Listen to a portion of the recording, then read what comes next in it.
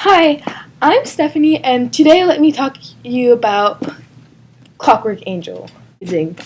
Well, this is like a spin-off series of The Mortal Instruments by Cassandra Clare, and let me tell you that it was better than The Mortal Instruments, like a lot. If you have read the Mortal Instruments, it's like, oh my god, like you think it's like better than The Mortal Instruments, like more like it's amazing. Well, the story starts off in the 1800s. Well, there's this girl named Tessa, and she's from New York. Her aunt just died, and her brother just went off to England, London, to have a new job and live a new life.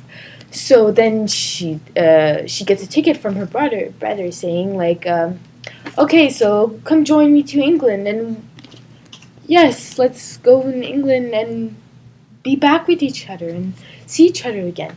So that's what she does. She goes over there, and then she arrives and she gets kidnapped by two women, and those women are really weird to her, and they keep her 6 weeks into a ugly place, and it's terrible. Like they treat her like shit. Sorry. And well, what makes this so special is that you don't know what they want from her, and then she's like, "What do you want from me?" And then the ones that kidnapped her, the Dark Sisters, always say, "We want you to change," and that's just a really weird part of it. But that's how it starts off. It's amazing. If you love the Mortal Instruments, if you have seen the City of Bones movie, well, you're gonna love this series if you like reading. Wow. It's amazing. I'm actually now reading the second one. I started it today because I was so excited. Like, if you love cliffhangers at the ending, it's best book for you. It's a trilogy, so if you want to start this, well, it's super good. So for me, like, it's really a good rating of 4.8. It's what I give to this. I was really willing to know what was the Dark Sisters like up to, like what are they doing. Then they're like, well, at the end of the chapter, they're like, well, you need to marry the Magister, and then you're like, who is the Magister? And I already knew that there was like Will Herondale and Jem Caster in this, and I was like, oh, I'm really excited. Probably the Magister is like Will Herondale or something, and that's why everybody likes him. Also, I was really like asking myself, where is her brother Nathaniel? Like, yes, they say that kidnap thing and that he's kidnapped. And yeah, I was really worried for Nathaniel.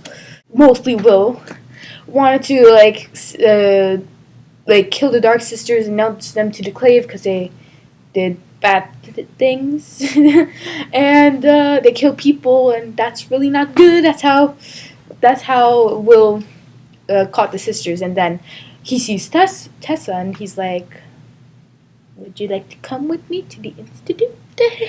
She's in his institute, and everything goes well until they know that now that she's a shape-shifting girl. She changes shape into different bodies. And I really wonder what she is. Is she a downworlder? Is she a warlock with no mark? I don't know.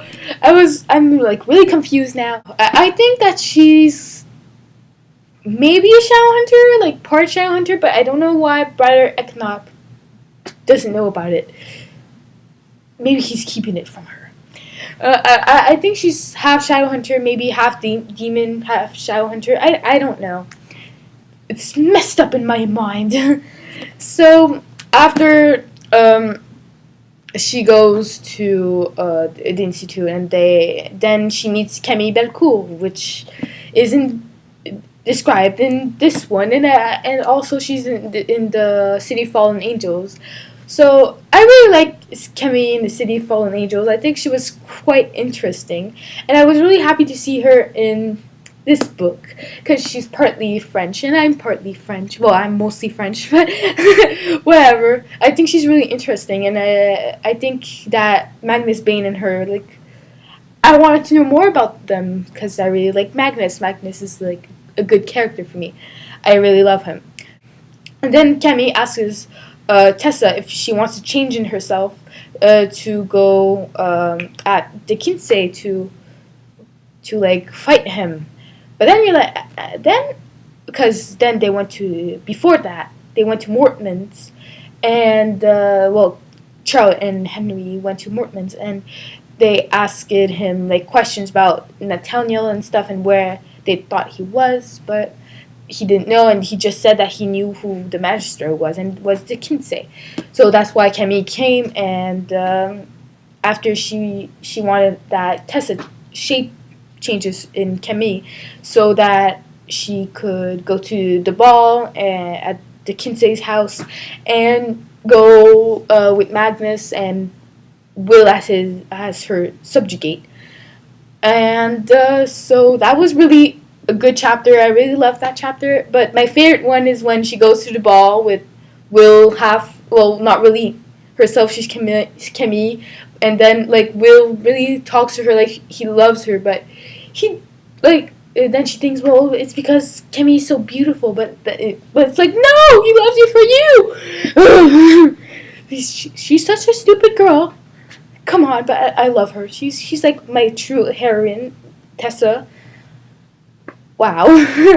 So, and then the ball was nice, and you get to meet the Kinsey, and I was really excited to know that. Like, I was like, oh yes, let's meet the Magister. Like, the Magister doesn't even recognize her. That's amazing. After when the machine that Henry gave didn't really work, it burned the house down.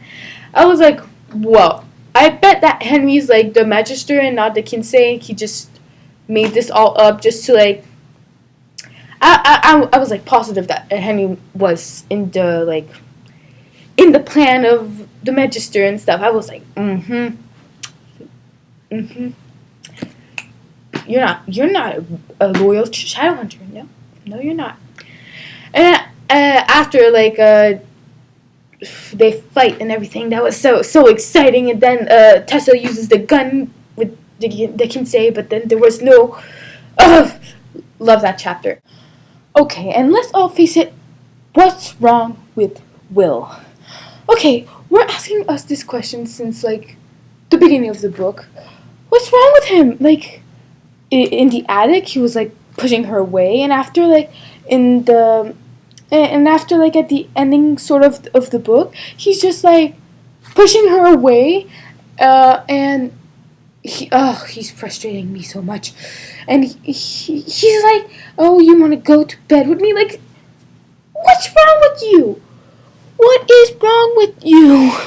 You don't ask that. What's wrong with him? It better be a good reason, because sometimes I hate him so much that I don't understand him. It better be a good reason why he's like this. And then I started thinking now, like, okay, it's probably not Henry, the Magister, and I was like, I bet it's Mortman. So then after at the Kinsey, they before the kiss and everything, they found Nathaniel being almost killed by the Kinsey. So I was like, okay, this is interesting. Yes, we got Nathaniel. I was sure he was gonna be dead, that he wasn't gonna come back to Tessa. I was positive. And then after he comes back to the Institute and he's all scared, Brother Eknock like just calms him down. Well, yes.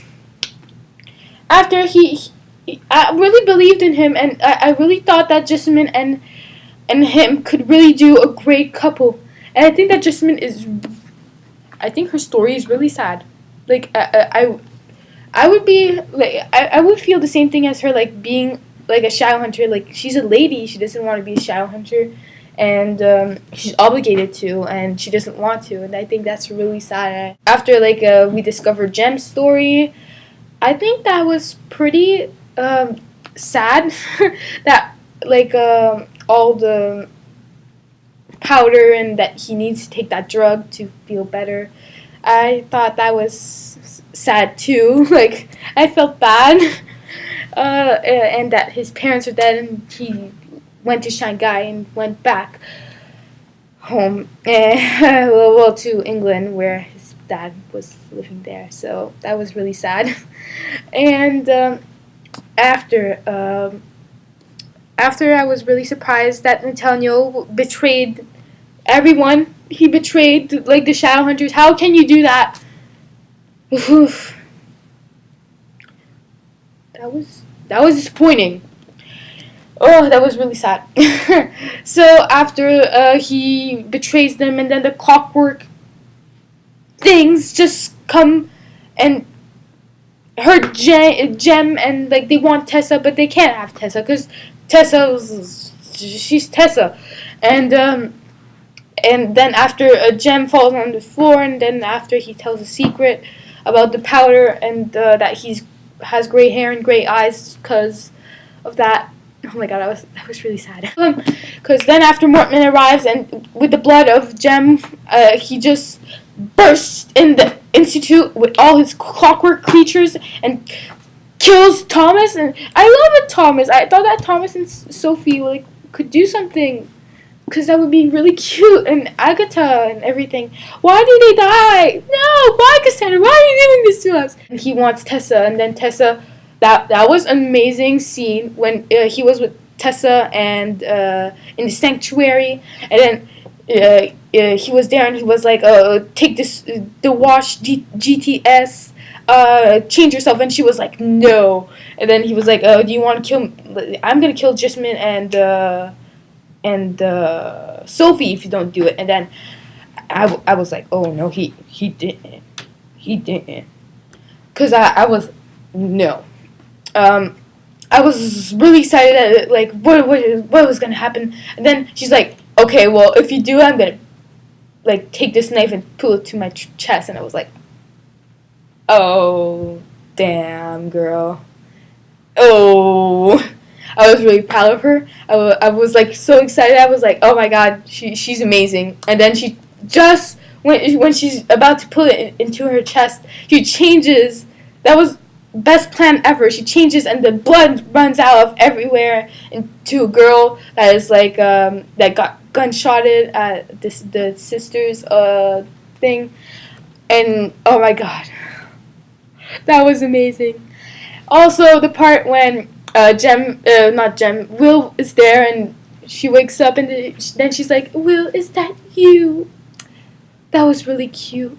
It was really like frustrating at the ending is that you don't know how it ends.